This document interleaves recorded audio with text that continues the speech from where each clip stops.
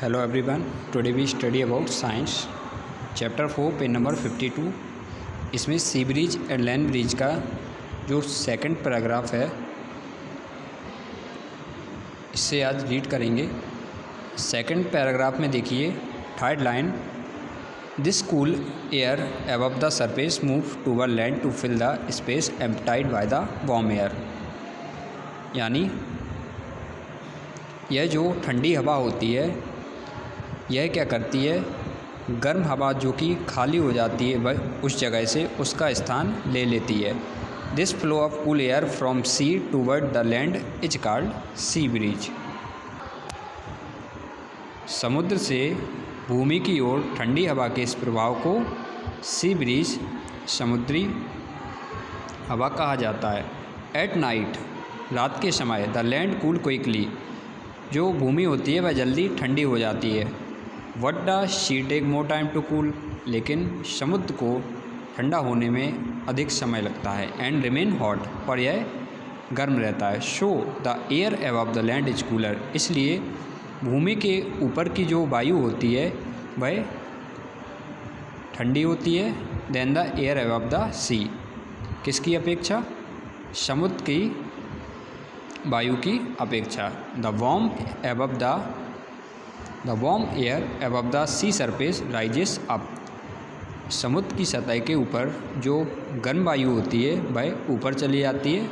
और the cool air above the land surface move toward the sea, और जो ठंडी हवा होती है यानी जो ठंडी वायु होती है भूमि की सतह के ऊपर वह क्या होती है, समुद्र के ऊपर जो स्पेस खाली हो जाता है गर्म हवा का, उसकी जगह कौन ले लेती है? ठंडी हवा ले लेती है। This flow of air from land toward the sea, यानी वायु का भूमि से समुद्र की ओर जाना क्या कहलाता है? लैंड ब्रिज, यानी भूमि हवा कहलाता है। इसके बाद एप्लीकेशन ऑफ कॉन्वेक्शन, संवहन के अनुप्रयोग। Convection has numbers application in our daily life, यानी हमारे दैनिक जीवन में संवहन के अनेक अनुप्रयोग हैं। Some of the application are as follow, इनमें से कुछ दिए गए हैं।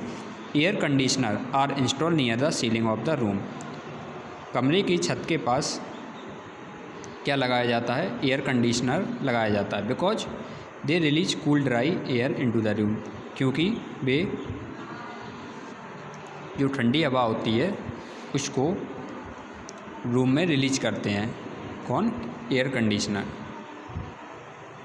As cool air is denser, जो ठंडी हवा होती है यानी ठंडी वायु होती है वह सघन होती है यानी डेंसर होती है। It sink while the warm air present in the room,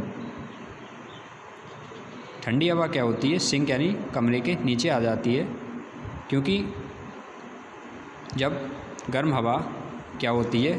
कमरे के ऊपर होती है। Being less dense and rises, this process continuous, यह प्रक्रिया जारी रहती है। And result in effective cooling of the room, और कमरे को प्रभावी तौर पे ठंडा किया जाता है। इसके बाद दिया गया है exhaust fan are fitted near the ceiling of the kitchen, kitchen की जो सीलिंग छत होती है नीचे वाली, उसके बाद एग्जॉस्ट फैन लगाए जाते हैं। They ensure that escape of hot air and gases that rises up, वे क्या करते हैं? गर्म वायु और जो गैसेस होती हैं जो कि ऊपर उठती हैं उनसे एस्केप, बचाव प्रदान करते हैं। Rising air over the land are used by glider pilot to keep their glider in sky, ज़मीन से ऊपर उड़ती हुई हवा का इस्तेमाल ग्लाइडर पायलट अपने ग्लाइडर को आसमान में उड़ाने के लिए करते हैं। इसके बाद दिया गया है रेडिएशन। रेडिएशन यानी विकिरण।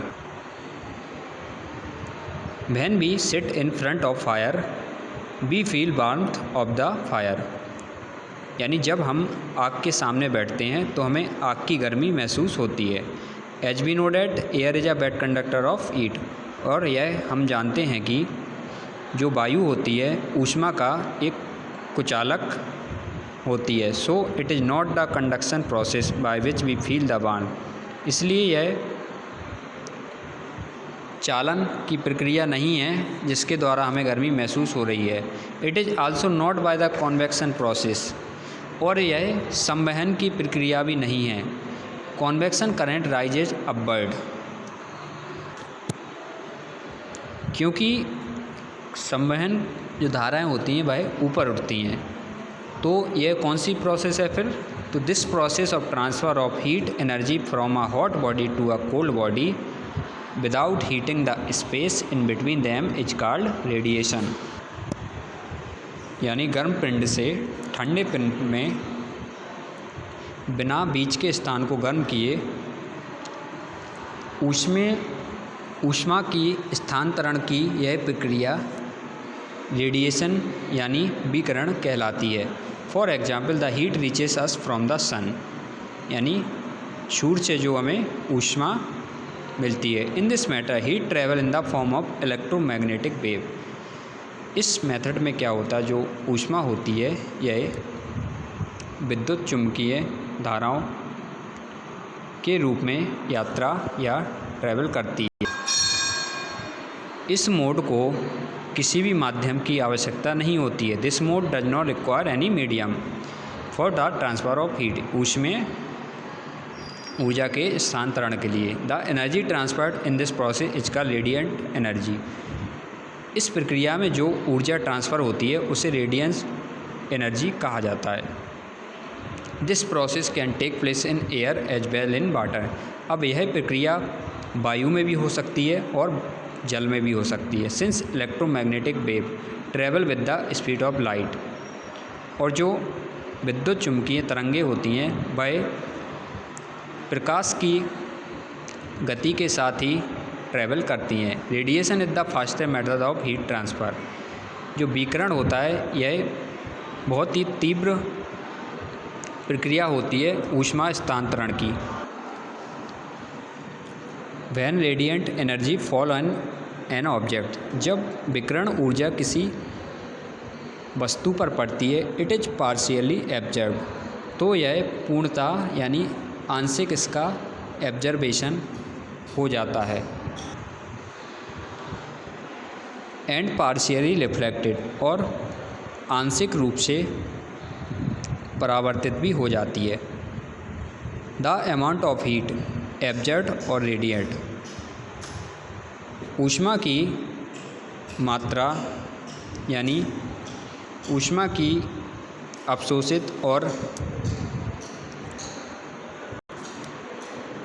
विकिरित की मात्रा उस वस्तु के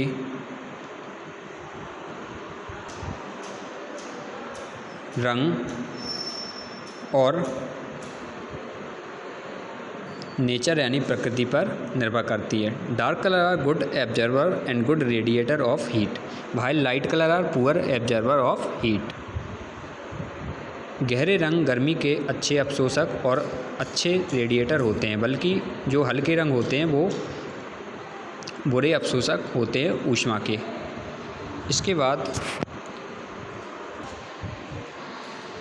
इसके बाद application of radiation. In winters we wear dark coloured cloth to keep our body warm. सर्दियों में हम अपने शरीर को गर्म रखने के लिए डार्क कलर के कपड़े पहनते हैं।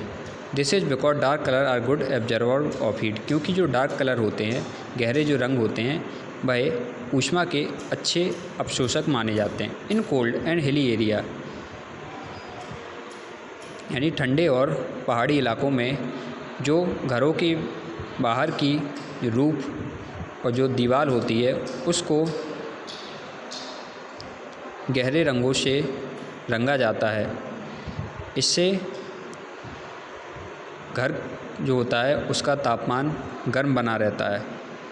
रेडिएटर ऑफ कार, कार का radiator painted black to radiate, black paint किया जाता है हीट को दूर करने के लिए। In room heater, the reflector behind the heating coil are polished, shiny and silvery so that maximum amount of heat can be radiated toward front. Room heater में heating coil के पीछे जो परावर्तक होता है भाई पॉलिश और शाइनी और सिल्वरी होता है। इससे क्या होता है, अधिक ऊष्मा की अधिक मात्रा में इसको हम क्या कर सकते हैं, रेडिएट कर सकते हैं। इसके बाद thermos flask. A thermos flask maintain the temperature of the substance present in it. एक थर्मस फ्लास्क उसमें मौजूद पदार्थ का तापमान स्थिर बनाए रखता है। It keep hot thing hot, यह गर्म वस्तुओं को गर्म रखता है। And cold thing cold for a long time, और ठंडी वस्तुओं को ठंडा रख सकता है लंबे समय के लिए। This is achieve by minimising the exchange of heat by conduction, convection and radiation. यह चालन, संवहन और विकिरण द्वारा गर्मी के आदान प्रदान को कम करके प्राप्त किया जाता है।